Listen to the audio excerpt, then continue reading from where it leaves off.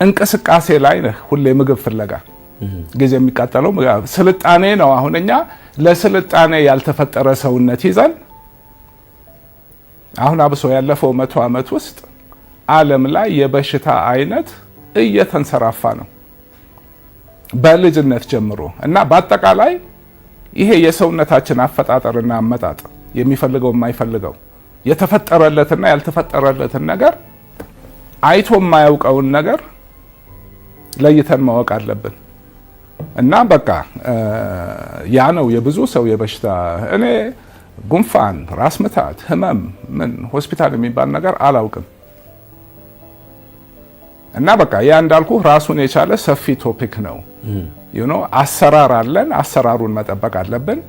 አሁን ያለው የስልጣኔ ህይወት ማለት ከግብርና ከእርሻ ላይ የሚመጡ ምርቶች ስንዴ ምን ብትለው ሰውነታችን ካርቦሃይድሬት ነው አያውቀውም። አዲስ ነገር አመጣንበት።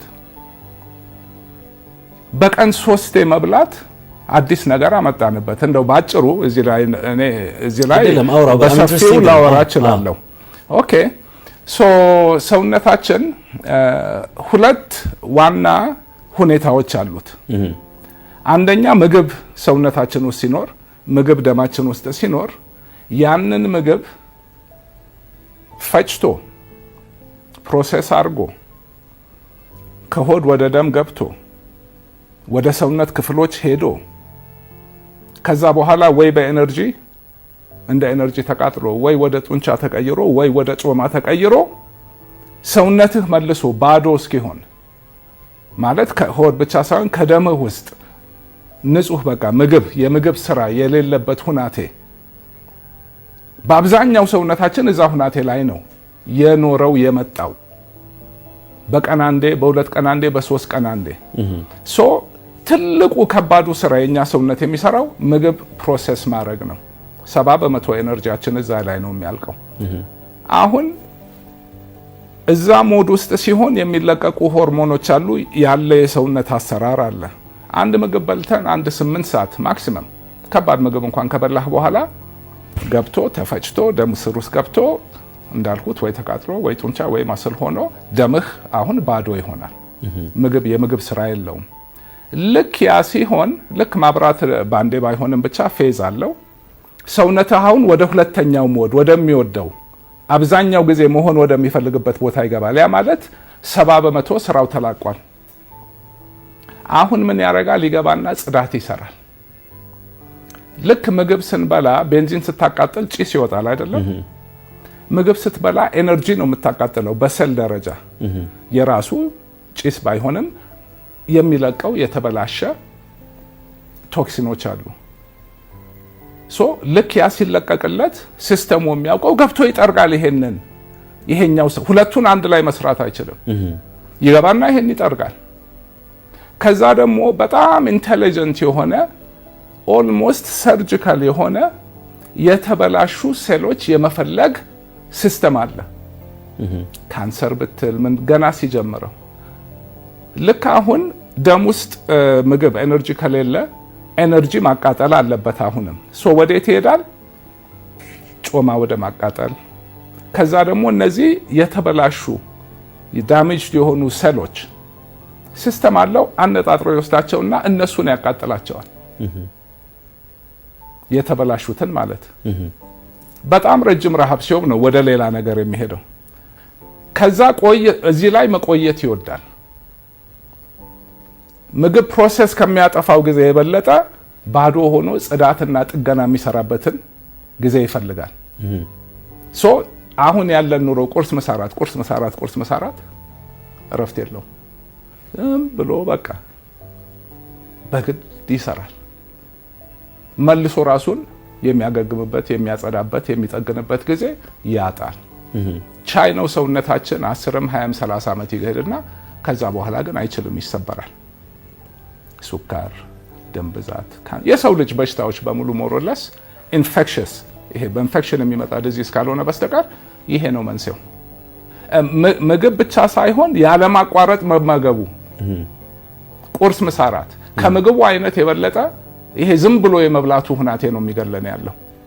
እዛ ላይ ደግሞ አሁን ሰዓቱን ቆይቶ መብላት ሰውነትህ ሲለምደው እኮ ደግሞ እንዴት ይቀልሃል እንዴት ከዛ ሌላ ሰፊ ቶፒክ ነው እንዳልኩ ብዙ ሰው ምግብ ካልበላ እንዴ ይደክመኛል እንዴ ጉልበት የለኝም ሰው ታመመ ምግብ ስጡት በፍጹም የተሳሳተ ሳይንስ እስክትለምደው ድረስ ሁሌ ምግብ መብላት የለመደ ሰውነት ያው የለመደው እንድታመጣ ትንሽ ራስ ምታት ይሰጥሃል አምጣ ይልሃል ኬሚካል ይለቃል ራበኝ ይላል 4-5 ቀን ካረከው በኋላ ይረሳዋል ጾም ላይ ኤክስፒሪየንስ እናደርጋለን ትዝም አይደለም ጉልበት አለህ ሌላ ጊዜ የሌለህ ጉልበት ነው ያለህ ንቅት ነው የምትለው አይምሮ ሁሉ ክፍት ነው በሳይንሱም በኤቮሉሽንም ስታየው ሰውም እንስሳም ንቁ መሆን ያለበት ብርቱ መሆን ያለበት ጉልበት ማሳየት ያለበት ሲራብ ነው ለምን ሄዶ ምግብ ማምጣት አለበት ማደና አለበት ሲስተሙ ሁሉ የሚነቃው ባዶ ሲሆን ነው ለምን ሰርቫይቫሉ ሄዶ አድኖ ማምጣቱ ላይ ወሳኝ ነው ምግብ ስትበላ ምንድነው ባንዴ ድክም ይልህና አረፍ ማለት ትፈልጋለህ ደም ሁሉ ሆድህ ጋር መጥቷል ትልቅ ስራ ሰጥተዋል አይምሮም ውስጥ ደም የለም ሁሉ ነገር እዚህ ውስጥ ነው ሆድ ውስጥ ነው ብዙ ሰው የሚሳሳተው ካልበላው ይደክመኛል በፍጹም ጉልበት የሚፈልግ ሰው በቃ አንዴ ግጥም አድርጎ መብላት ከዛ ረጅም ጊዜ አለ መብላት ሲስተሙ ለዚህ ነው ሁለተኛ በእንስሳ ደረጃ አሁን ውሻ ሲያመው ምንድነው የሚያደርገው ሂዶ ጥግ ይዞ ጥቅልል ብሎ 3 ቀን ይተኛታል ከዛ ተነስቶ ጭራውን እንዲህ ያደረገ ይነሳል ምግብ ውሃ ብትሰጠው አይቀምስም ማንኛውም ተፈጥሮ ውስጥ ያለ እንስሳ ይሄ ነው ስንታመም ማወቅ ያለብን ማድረግ የሌለብን ነገር ቢኖር ምግብ መብላት ነው ቅድም እንዳልኩህ ነው ራሱን ገብቶ እንደማገብ እንደማዝራት እንደማከም እዚህ ጋር ከባድ ስራ ጦርነት ተከፍቶበት አንተ እዚህ ጋር ሌላ ተለቅበታለህ ምግብ ዋናውን ስራ እዚህ እንዳይሰራ ጉንፋን ሲይዝህ ኢንፌክሽን ሲይዝህ ምን ሲይዝህ ጸጥ ጾም ያኔ ሰውነቴ ይከላከላል ስበላ ምግቡ ሰውነቴ ደግሞ ኦኬ የተመጣጠነ ሰውነታችን ምንድነው የሚያስፈልገው ምን አይነት ምግብ ነው የሚያስፈልገው ፕሮቲን ፋት ሚነራልስ ቫይታሚንስ ትሬስ ሰብስታንስስ የሚሏቸው አሉ ሁሉም ምግቤ ውስጥ ለማግኘት ሞክራለሁ ከዛ ደግሞ ያው አንዳንዴ ሰፕሊመንት አደርጋለሁ ግን የኔ ምግብ አሁን 60-70% ፋት ነው የምመገበው 2016 ከ2 ዓመት በፊት አንድ ጃፓኒዝ ሳይንቲስት ነው ኖቤል ፕራይዝ ኢን ሜዲሲን ያገኘው በማያዳግም ሁናቴ በሳይንስ ያረጋገጠው ልክ አሁን የማወራህን ነገር በሴሉላር ሌቨል ገብቶ እንዴት አድርጎ ዳሜጅ የሆኑትን ሴሎች ሄዶ እንደሚበላ እንደሚያቃጥል ምግብ ሲመጣ ደግሞ ስቴም ሴሎች ይመጡና ያ የተገደሉትን በአዲስ የተስተካከለ ይተካል አይሄን በቃ አሁን ሳይንስ ነው ይሄና የበፊቱን አመለካከቱ ቁርስ ካልተበላ እንዴት ባዶ ሆዴ እንዴት ተኛለሁ ምናምን በቃ የተገላቢጦሽ የሚያሳዝን ነገር and of course ነው ውጭም ሀገር ቢሆን ምናምን ይሄ የምግብ ኢንዱስትሪ በጣም ትልቅ ኢንዱስትሪ ነው እኛ ቁርስ መብላት አቆምን ማለት እኮ ከሰሩ በሽታ የለም ማለት ሜዲካል ኢንዱስትሪው ራሱ ከሰረ ማለት ነው እና ሳይንሱ ግን አሁን እየመጣ ነው እንዳልኩ እኔ በተግባር ከምንም ነገር ቅድሚያ የምሰጠው ጤናዬን ነው ራሴን እንደ አንድ ሲስተም እንዴ ተቆጣጣሪ ነው የምኖረው እና ዓለምም ሀብታም እየሆነች መጣች በፊት እኮ በቀን አንዴ ለመቀለብ የለም በቂ ለዚህ ነው 2-3 ቀን የሚሄዱት አሁን በቀን 10 ለመቀለብ ማምረት ተችሏል ስለዚህ እሱ መሸጥ አለበት አንድ ደግሞ እድሜ ማራዘም ላይ አሁን የእንስሳ ጥናቶች ላይ ለሰው ልጅ በጣም ይቀራረባል አይጥ ምን አለ ግን ይሄ ሪሰስ ማንኪ የሚሏቸው አሉ በቃ ከእንስሳ ሁሉ ለሰው ይቀራረብና እዛ ውስጥ የሚሰራ ኤክስፐሪመንት እድሜያቸው ደግሞ አጠር ስለሚል አሁን የምልህን አይነት ቆይቶ መብላት ብዙ አለ መብላት እንዲህ እንደሚለውን የነዚህን እድሜ በ30% አሳድጎታል አስረዝሞታል ያን ተጨማሪ 30% ጤነኛ ሆኖ ነው የሚቆዩት ያረጉት ጥናት እዚህ ጋር ያው ብዙዎቹን እንደፈለጉ ምግብ እንዲበሉ ለቀዋቸዋል እነዚህን ትንሽ ምግብ እያጾሙ ነው የሚያበሏቸው ላይክ አመት 2 አመት ውስጥ አንድ ሰው ሙሉ እድሜ እንደሚሆን ነው የሚሄዱት እና ትንሽ ከዛ ረዘም ይላል ልዩነታቸውን ሳያቸው እነዚህ የበሽተኛ ማዕት ዝም ብሎ በጊዜ የሚያልቁ ናቸው፣ እነዚህ ምንም አይማቸውም 30% ሞር ይኖራሉ። እኛ እንግዲህ አሁን ለምሳሌ አንድ ሰው 100 ዓመት ዝም ብሎ ቁጥሩ እንዲመች ማለት ነው በኖርማል ህይወቱ ይኖር እንደነበረ በዚህ በሄድ ሜቢ 130 ይኖራል ማለት ነው። ከጤናም ሁሌም ጥሩ ስሜት ከመያዝም ሌላ እድሜ የማራዘምን ባህሪ ያለው። እድሜ የሚያራዝመው ለምንድን ነው? እኛ ነን እድሜ የምናሳጥረው የማይሆን ነገር እያደረግን። ሲስተማችን ከለመደው ውጭ አሁን አዲስ ነገር ድንገት ስታመጣበት ሾክ ያደርገዋል፣ ይጣላሃል፣ ይዋጋሃል፣ ይጋፋሃል የለመደውን ነገር ለማግኘት። ስለዚህ ዝም ብሎ የጉልበት ነገር በጉልበትም ልታሸንፈው ትችላለህ፣ ግን አያስፈልግም። ሶኔ አሁን መጀመሪያ ሲጀምር ይሄ መጾም ይሻላል፣ ለጤናዬ ጥሩ ነው፣ ለሁሉም ነገር ያልኩት ነገር ጥሩ ነው ብዬ ስወስን አጠናሁት፣ አካሄዳለሁ። ተነስተህ ባንዴ 100 ኪሎ አታነሳም፣ ኦር ባንዴ ማራቶን አትሮጥም፣ ትሬን ታደርጋለህ። መጀመሪያ ያልኩት ቁርስ አቆምኩኝ። 3 ከምሳ ሰዓት እስከ 6 ሰዓት ቆያለሁ። እኔ ደግሞ የሚገርም ነገር በፊት ምግብ ካልበላው ራሴን ያመኛል። ገብተዋል። ምሳ ሰዓት ካልበላው 9 ነገር ካላደረኩ 9 ሰዓት የሆነ በቃ ጥሩ ስሜት አይሰማኝም። ስለዚህ ቁርስ አቆምኩኝ። 3 ወር ቆየው እዛ ላይ እስከ 6 ሰዓት አልበላም። ከዛ ደግሞ ማታ ሳላመሽ 12 ሰዓት 1 ሰዓት ላይ በላለው። በጣም ብዙም አልበላም፣ በጣም ትንሽም አልበላም። እዛ ላይ ቆየው፣ ለመድኩት። ትንሽ ቆይቶ ጧት እንዴ በቃ ምንም ኦኬ። ሌላው 2 አይነት አጿጿም አለ። ውሃ ወር ፈሳሽ እየጠጣህና ሳትጠጣ መጣበታለሁ። ግን መጀመሪያ ጧት ስነሳ እኔ ውሃ ጠጣለሁ። ካልሆነ ደግሞ ግማሽ ሊትር የሚይዝ ብርጭቆ አለኝ ግሪን ቲ። በቃ ተነስቼ እሱን አደርጋለሁ። እንደውም እሺ ቆይ አብሮ ብዙ ጊዜ 11 እና 12 ሰዓት መሀል ነው የምነሳው።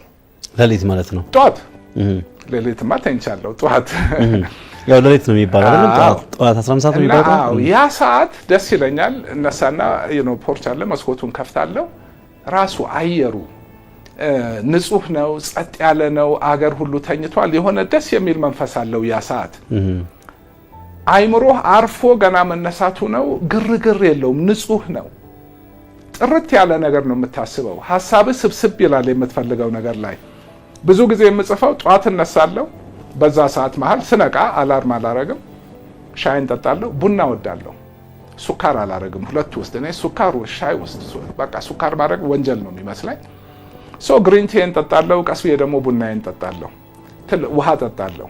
ስለዚህ ጾም ስል ሱካር ወይም ካሎሪ አይኑረው እንጂ ሻይ በበርሜልም ሊጠጣ ይችላል ሱካር ከሌለው። አንዳንድ ሰው ሆዴን ይላል ቡና፣ ምን ችግር የለኝም። እስከ ምሳ ሰዓት ድረስ ምግብነት ያለው ነገር በፈሳሽ መልክም ሆነ በሶሊድ መልክ አልወስድም። ምሳ ሰዓት ይበላል። አንድ ሌላ እዚህ ላይ የምግቡ አይነት አበላል ሰዓቱን ስንቀንሰው ብዛቱን መቀነስ ማለት አይደለም፣ አይነቱ ግን ወሳኝ ነው። እኔ አሁን ይሄ ለሰው የምመክረው ነገር አይደለም። እኔ አሁን ቬጀቴሪያን ነኝ፣ ስጋ አልበላም። ስጋ ከበላው 23 24 ዓመት ሆኖኛል። ስጋ የሚባል ማለት ዶሮ አልበላም፣ የአሳ ነው የምበላው። አታክልት ነው በቃ። የኔን አበላል ለማሻሻል ግን አሁን በሳምንት 2 3 ቆንጆ ጥሬ ክትፎ በቅቤ ኦር በኦሊቭ ኦይል በበላ የተሻለ ነበር ለኔ። እኔ ስጋ ማልበላበት ራሱ የሌላ ከጤና ውጭ የሆነ ምክንያት ነው ያለኝ። ሲበዛ ጥሩ አይደለም፣ እንደ ማንኛውም ነገር በመጠኑ ስጋ መኖሩ ግን ጥሩ ነው። ግን ቀላል መመሪያ ነጭ የሆነ ምግብ አለመብላት። ጮማ ማለት ነው? ኖ ኦኬ፣ ጮማ ኤክሰፕት ጮማውን በልኩ ዳቦ፣ ፓስታ፣ ሩዝ፣ ድንች፣ ስኳር፣ እነዚህ በሙሉ ሲምፕል ካርቦሃይድሬት ናቸው። ልክ ሆድ ውስጥ ሲገባ ወዲያው ደም ውስጥ ይገባል። አያውቀውም። ይሄ ከግብርና የሚመጡ ምርቶች ወዲያው ሲስተም ውስጥ ይገባል። ቱ ማች በቃ ከሚፈልገው በላይ ኒውትሪየንት አብሶ የሹገር ብሬክ ዳውን አድርጎ ቶሎ ይገባል። ሲስተሙ እንዳይናጋ ያንን ለማውጣት ኢንሱሊን መልቀቅ አለበት። ኢንሱሊን ደግሞ የማይፈለግ ሆርሞን ነው። እነዚህን ስጋ ምናምን መብላት ችግር የለውም። አንድ ምግብ ነጭ ከሆነ ግን ብሎ በቃ ሰው ቆሞ ያስብ። ባንዴ ማስወገድ አይቻልም፣ ቀስ ብሎ። በፊት ድሮም ብበላ ጠቆር ያለ ነው ዳቦውም ምኑም ግን አበላሉ ላይ ሰዓቱ እንዳለ ሆኖ የሚበላው ምግብ ደግሞ ጥሩ ጤነኛ ቢሆን እንደዚህ የነጭ ምግብ ዘሮች ባይሆኑ ይመረጣል። ብዙ ጊዜ አሁን ምሳ ሰዓት ስበላ በ24 ሰዓት አንዴም ስበላ ሁሌ ኦምሌት አለ ከምግቤ ጋር። ሰው በእንቁላል በቃ ኮሌስትሮል ያዝዛል። በየቀኑ ኦምሌት እየበላው፣ በየቀኑ ቁርጥም እየበላው፣ በየቀኑ ቅቤም እየበላው ሁሉን ነገር ባረጋው ኮሌስትሮሉ ይገለኛል። ኮሌስትሮል በመጠኑ በልኩ ለሰውነታችን ወሳኝ አስፈላጊ ነገር ነው፣ ለጭንቅላትም ለምንም ለሁሉ ነገር።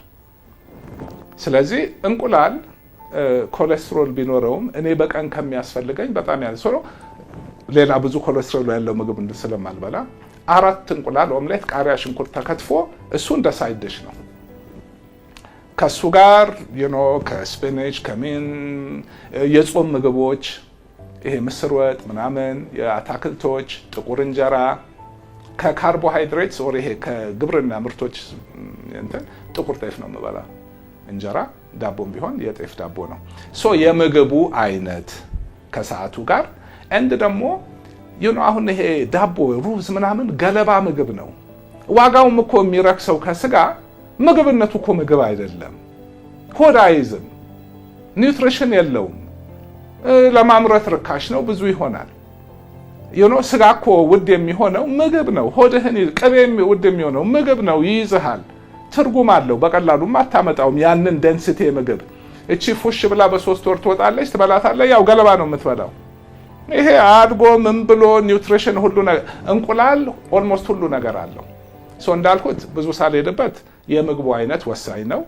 ይሄ ነገር እንዳልኩት 5 ኪሎ ታነሳለህ፣ ከዛ 10 ኪሎ፣ ከዛ 20 እያልክ 100 ነው የምትገባው። ቁርስ መተው መጀመሪያ፣ ምሳና እራት፣ ከዛ ቀስ እያሉ ምሳና እራት ያለችዋን ትንሽ ቀነስ፣ ሰዓቱን ጠበብ። 6 ወር ፈጀብኝ 24 ሰዓት ለመግባት፣ ሰውነቴን ሳላስጨንቀው፣ ሰውነቴ ሳይጣላኝ ራሱ እየለመደ አልፈልግም።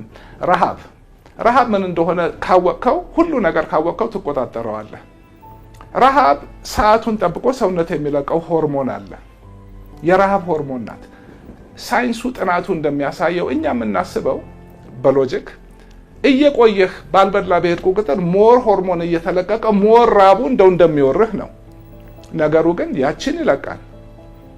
ልክ ያቺ ግማሽ ሰዓት ስታልፍ የለም፣ ቆይቶ ይለቃል። የተወሰነ ቀን ከለቀቀው በኋላ እየቀነሰ እየደከመ ነው የሚሄደው። ያንን ከተገነዘብከው ረሃብ ማምን አድርጎ ምን እንደሆነ ካወቀው ያችን ሰዓት ታሳልፋታለህ፣ በእውቀት ትቆጣጠረዋለህ። ዋና ማስተላለፍ የፈለኩት ነጥብ ባንዴ ዘው ብሎ 24 ሰዓት አይካሄድም። ተለማመዱት። ሁለተኛ ለፈለገ ሰው ለምሳሌ አሁን በሳምንት 1 ቀን ኦር 2 ቀን ዝም ብዬ ጾማለሁ ካልክ ሌላውን ጊዜ እንደልብህም ብትበላ ምንም ችግር የለውም። ገብቶሃል? በግድ እንደዚህ በ24 ሰዓት ሳይሆን እንደፈለክ በልተህ በሳምንት 1-2 ቀን ጥሩ ጾም። አንድ መጨረሻ ነጥብ ጾም ላይ ውሃ እየጠጡና ውሃ ሳይጠጡ መጾም፣ ደረቅ ጾም። ባጭሩ መጀመሪያ ላይ መደረግ የለበትም፣ ግን 24 ሰዓት ደረቅ ጾም ማለት ውሃም ምግብም የሌለበት ጾም ሰውነትህ ላይ ከሚያመጣው ይሄ በሽታ አድኖ መግደል ምን በቃ ይሄ ጥሩ ቤኔፊት ሁሉ በ3 እጅ ይባዛል። 3 ቀን እኔ ቅድም እንዳልኩት ሻይ ቡና ውሃ እየጠጡ መጾምና 24 ሰዓት ደረቅ ጾም እኩል ነው ጥቅሙ። ግን እንዳልኩት ተለማምደህ ሄደህበት የምታደርገው ነው። ከምንም ነገር ቦታ መስጠት ያለብን ነገር ጤናችን። ያን እንዴት ነው? ምን ማለት ነው? በተግባር ማለት ምንድን ነው የምናደርገው? ጤና ሲባል ደግሞ ሰውነታችን አይምሯችንም ነው አንድ ናቸው። ይሄን የሚረዳ ይሄን ይረዳል፣ ይሄን የሚረዳ ይሄን ይረዳል። ይሄን ስለማውቅ ጠዋት ስነሳ ኮርሶች እያዘጋጀው ነው በእነዚህ ነገር። በቃ ዝም ብሎ ብዙ ነገር ስለሆነ ዝርዝሩ ይሄ ስርዓት እንዴት እንደሚሰራ ግንዛቤ ስላለኝ ተኝቶ ሲነሳ ምን አይነት ኮንዲሽን ውስጥ ነው ይሄ ሰውነት? ወጣት ስትሆኑ ብዙ ላይ ሰማችሁ ይችላል። ግን እድሜ በሄደ ቁጥር ጠዋት ስንነሳ ገና አልነቃም። ሌሊቱን ሙሉ ሰውነታችን ስራ ላይ ነው ያደረው፣ ሲያጸዳ፣ ሲጠግን፣ ቴምፕሬቸራችን ወርዶ the whole system አይምሮአችን አሁን ህልም ያያል፣ ግን it's not conscious። አይምሮአችን ሸት ዳውን አድርጓል። ዝም ብሎ እንዲህ ሊነቃ አይችልም። ሞቆ ነው መነሳት ያለበት the whole system። አሁን መኪና ጠዋት ብርድ አድሮ ዝም ብሎ አስነስቶ ተነስቶ ማርሽ አስገብቶ ይኬዳል፣ ይንተፋተፋል አይደል? ሲሞቀው በኋላ መስመር ይገባል። ግን የመኪናው ዕድሜ ያጥራል፣ ይሰበራል። ሲነሳ እንዴት እንደምቀሰቅሰው አውቃለሁ። አንድ ስቴፕ ከዛ በፊት እንቅልፍ የሁሉ ነገር መሰረት ነው። እንቅልፍ ሳይኖር የማወራው ነገር ሁሉ ምንም ትርጉም የለውም፣ አይሰራም። 8 ሰዓት እንቅልፍ እኔ ሃይማኖቴ ነው። 4:30 ዓለም ይፈነዳል።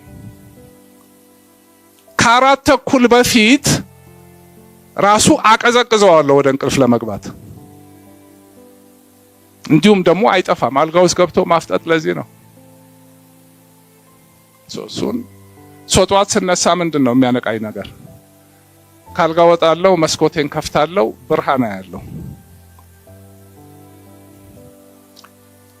እርግጠኛ ነኝ አንድም ሰው አያውቅም። በቃ ብዙ የማይታወቁ ፋክቶች አሉ። 40% of our brain ከአይናችን ጋር ነው የተያያዘው። ከአይን የሚመጣውን ነገር ፕሮሴስ የሚያደርግ ነገር ነው 40% of the real estate። ለምን? የሚገርመው ነገር እያንዳንዱ ሰውነታችን ያለ ሰል፣ አጥንት፣ ጉበት ምናምን ሳይቀር ላይት ሰንሰር አለው። ለምን? ኤቭሪ ሰል የእንቅልፍ ሞድ አለ፣ የእንቅስቃሴ ሞድ አለ። አንዱ ላይ ነው ያለው። እዚህ ጋር ያለው አሰራር ሌላ ነው። እዚህ ጋር ኤቭሪ ሰል ኢን ዘ ቦዲ ላይት ሰንሰር አለው። እንግሊዝኛ መደባለቅ አልወድም። አንጎላችን ከዓለም ጋር የሚገናኝበት በአይን ብቻ ነው፣ ተሸፍኗል። አጥንት ነው እንዳለ። አይናችን ወሳኝ ነው። ሲስተሙን በሙሉ ልክ እንደዚህ ቤት ማብራት ስዊች ኦፍ የሚያደርገው ብርሃን ነው። ሞክሩት። ጠዋት ተነሱና መጀመሪያ the first 10 minutes ሌላ ነገር አልሰራም። ዳመናም ከሆነ ዳመናውን አያዋለሁ። 10 ደቂቃ ከ2 እስከ 10 ደቂቃ ቡና የጠጣችሁ ነው የሚመስላችሁ። the whole system ሲነቃ ታዩታላችሁ፣ ይሰማችኋል።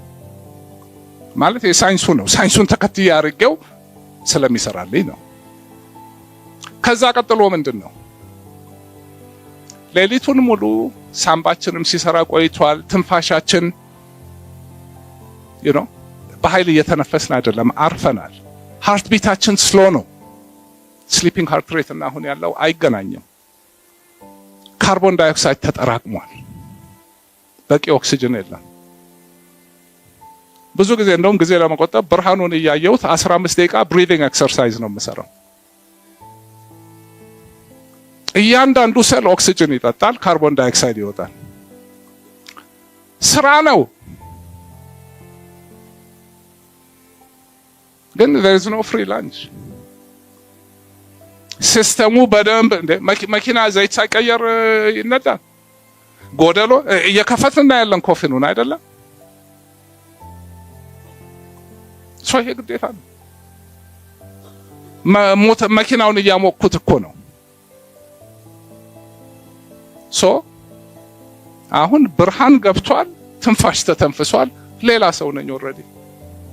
ኤነርጂ ሌቭል አሁን ሰውነቴ ለስፖርት ዝግጁ ነው።